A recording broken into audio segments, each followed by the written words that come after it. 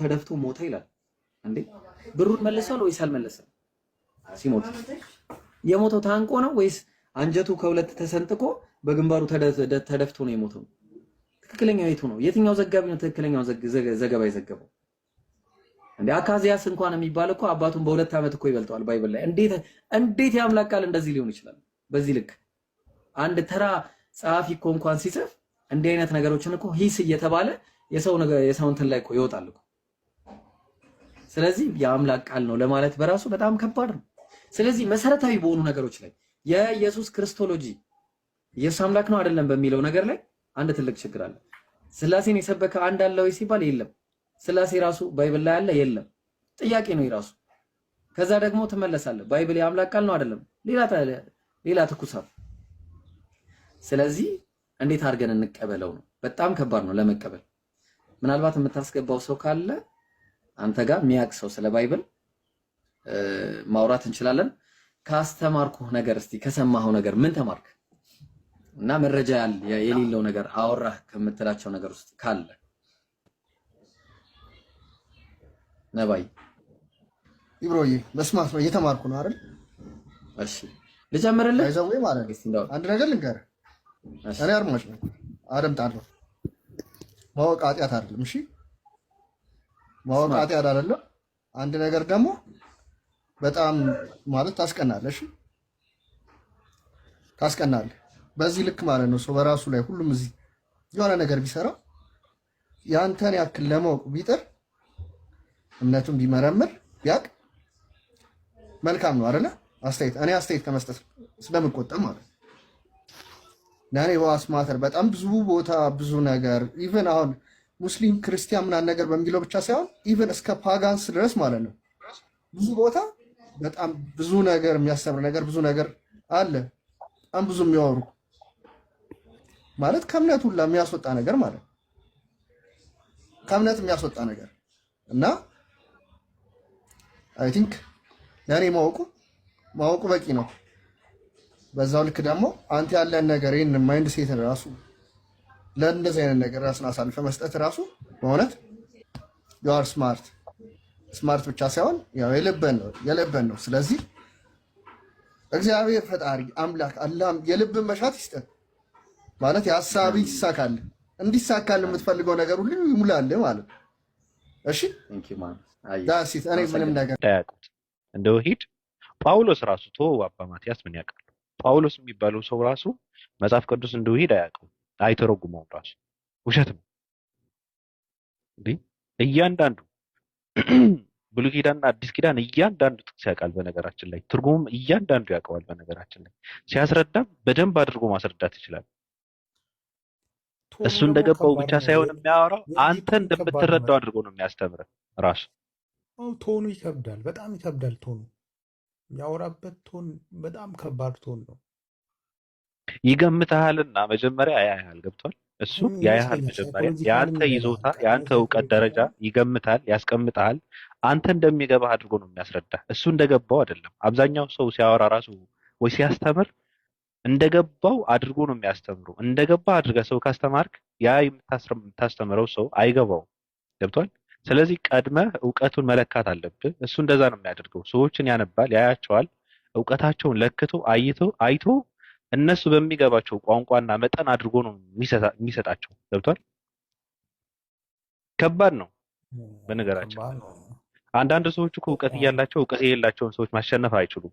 እንዴት አድርገው ማስረዳት እንዳለባቸው ስለማያውቁ ማለት ነው። እሱ ግን ያውቃል እና እኔ አደንቀዋለሁ። በጣም ነው እንትን የሚል ቶኑ ራሱ በጣም ከባድ ነው። እሱ ቶኑ ሲያወራ እንዴ በዚህ ወጣ በዚህ ገባ እንትን በዚህ ሆኖ ይላል። አንዴ ድንጋይ የሚል ሃይማኖት ይዞ ቢመጣ ማለት ነው ሁሉም ሰው ይከተለዋል። እሱ ሰው አሁን ችግሩ ምን እንደሆነ ታውቃለህ? ከባድ ሰው ሐዋርያ ነው የምልህ ከአሁን በኋላ። አሁን ችግሩ ምን እንደሆነ ታውቃለህ?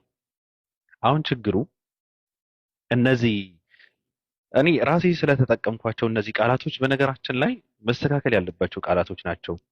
የ9 ዓመት ልጅ አንድ ድንጋይ አምላኪ እንድልህ ነበር ባይ ዘ ወይ በጣም ከባድ ነው። እንትን ነው ታውቃለህ። አሁን ክርስቲያኖቹ ያልተረዱት ይሄንን ነው። በቃ በዚህ ነው ጊዜያቸው እያጠፉ ያሉት። 9 ዓመት ሴክስ ምናምን ይላል። እነሱ ደግሞ ሙስሊሞቹ ደስ ይላቸዋል። አባቴ እንደዚህ ስትል ሰው ሁሉ 9 ዓመት ብሎ ሲሄድ እዛ ሰምቶ ይቀራል። እነሱ የራሳቸው መጽሐፍ ገለጥ አድርገው ይሄ ነው አይሉህም። 9 ዓመት ይልሃል፣ ሊጥ ይልሃል፣ ሴክስ ይልሃል። የራስህ መጽሐፍ አያስነብብህም። 9 ዓመት ሊጥ ብለህ ስትሄድ አንተ እዛ ለማየት እዛው አፈፍ አድርገህ አፈፍ ያደርጉና ይከተዋል።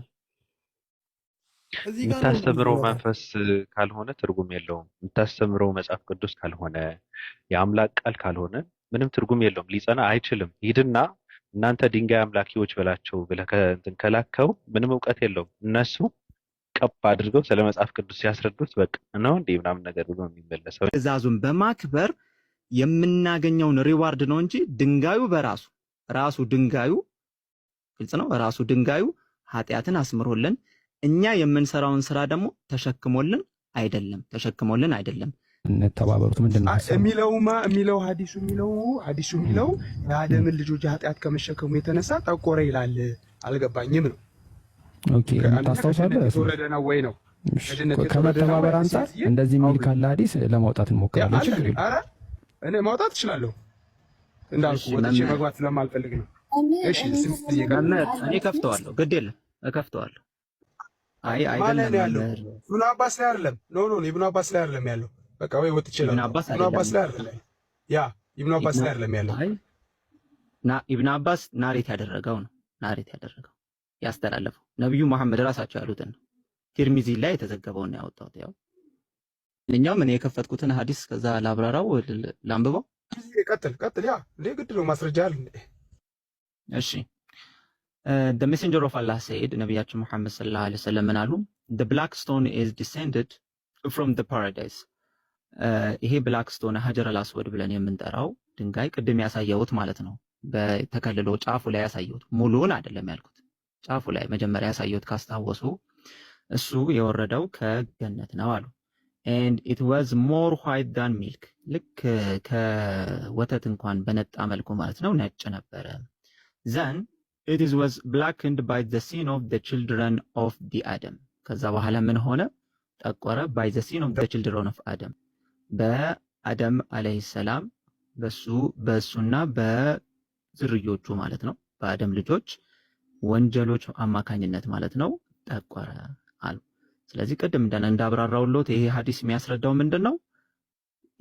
የወንጀሎቹ ክፋት የሰው ልጆች የሚሰሩት ወንጀል ክፋት ከካዕባ እንኳን የመጣውን ማለት ነው ከካዕባ እንኳን የመጣውን ከፓራዳይስ እንኳን የመጣውን ድንጋይ ማለት ነው እስኪጦግር ድረስ ኢፌክት አሳድሮበታል እየተባለ ነው እንጂ ይሄ ብላክ የሆነው ስቶን ከጀነት የወረደው ድንጋይ ለኛ ብሎ ኃጢአታችንን ተሸክሞ የኛ ኃጢአት ደግሞ ወረደልን ማለት ልክ ምናልባት የክርስቲያኒቲ ኮንሰፕት ላይ እንዳለው ለኛ ኃጢአት ኢየሱስ ተሰቀለልን የሚል አስተምህሮ እንዳለ ማለት ነው። ለምሳሌ በክርስትናው በተመሳሳይ መልኩ ማለት ነው ለኛ ኃጢአት ብሎ ይሄ ነገር ጠቁሮ የኛ ኃጢአት ተራገፈ የሚል ሐሳብ አይደለም ያለው። ከፈለጋችሁ ደግሞ የሐዲሱ ማብራሪያ እነ ኢብኑ ሐጀር አስቀላኒ እነሱም እና ቁርጡቢ ማለት ነው የፈሰሩትን ማምጣት ደግሞ እንችላለን። ምናልባት ግን ሌላ ሐዲሶችንም ያምጡ። ምናልባት እዚሁ ልቀጥልና ከኢስላሚያል ተርሚዝ ጋር ብዙ ልዩነት የለውም። ብዙ እንትን ነው። እሺ አንዴ ላሳዩት፣ ቅድም ያልከውትን ላሳዩት። እዚሁ ተመልከቱ ሁላችሁም 1000 ምናምን ሰዎች it was narrated ይሄ ሱናን አኒሳኢ ላይ የተመዘገበው 2937 ላይ መያዝ ይችላሉ ከፈለጉ። it was narrated አባስ ኢብኑ ረባህ said I saw ዑመርን አየሁት coming to the stone ወደዚህ ወደ ሀጀረል አስወዱ ማለት ነው ወደ ስቶኑ ሲመጣ and saying ብሎ ሲል I know that እኔ እኮ አውቃለሁ አለ ዑመር you are just a stone አንተ በቃ just ድንጋይ ነህ had I not seen the messenger of Allah kiss you እንደው ነብዩ መሐመድ እኮ ሲስሙት ባላይ ኖሮ I would not have kissed you እኔ እኮ አልስምህም ነበረ then he came close to it and kissed it መጣና ያንን ድንጋይ ሳመው። ስለዚህ ምንም አይነት ጉዳትም ከድንጋዩ እኛ ድንጋዩንም አናመልክም። የምናመልከው አንዱን አምላክ ነው። ድንጋዩ ለኛ ኃጢአትን የሚያስምር አይደለም። አላህ ያዘዘው ትእዛዝም መተግበር ነው ኃጢአትን የሚያስምረው። ኃጢአትን የሚያስምረው ደግሞ አለው አላህ ያዘዘውን ተግባራቶችን በመፈጸም ኃጢአትን ያስምራል። ለምሳሌ ሐጅ እንሄዳለን። ሐጅ ከሄድን በኋላ ካዕባን ጣዋፍ እናደርጋለን፣ እንዞራለን።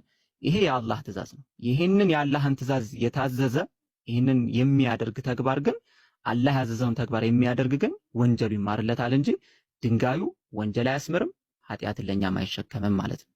ግልጽ ነው መምህር?